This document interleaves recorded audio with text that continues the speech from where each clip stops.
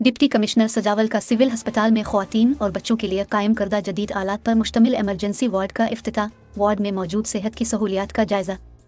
तफसीलात के मुताबिक सजावल डिप्टी कमिश्नर अब्दुल वाजिद शेख ने कहा है कि ज़िला सजावल के अवाम को सेहत समेत दीगर तमाम तर बुनियादी सहूलियात की फराहमी के लिए हर वक्त कोशां हैं ताकि अवाम को किसी भी किस्म की परेशानी का सामना न करना पड़े। इन ख्यालात का इजहार उन्होंने सिविल अस्पताल सजावल में सिंध एमरजेंसी रेस्क्यू सर्विस और रिहेबिलिटेशन डिपार्टमेंट 1122 की जानिब से ख्वातीन और बच्चों के लिए कायम करदा जदीद आलात पर मुश्तमिल एमरजेंसी वार्ड का इफ्तिताह करने के मौके पर मीडिया से गुफ्तगू करते हुए किया। इस मौके पर डिस्ट्रिक्ट हेल्थ अफसर doctor Mohammad Hanif Memon, medical superintendent doctor Bashir Solangi, doctor Karim Bakhsh समेत दीगर मुतालिका अफसरान भी मौजूद थे।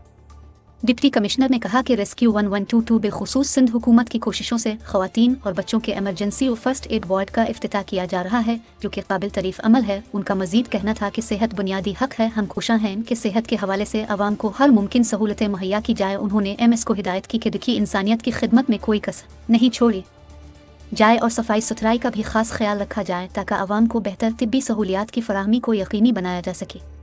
डिप्टी कमिश्नर ने कायम करदा एमरजेंसी वार्ड का तफसीली मुआयना करके सेहत की सहूलियात का जायजा भी लिया।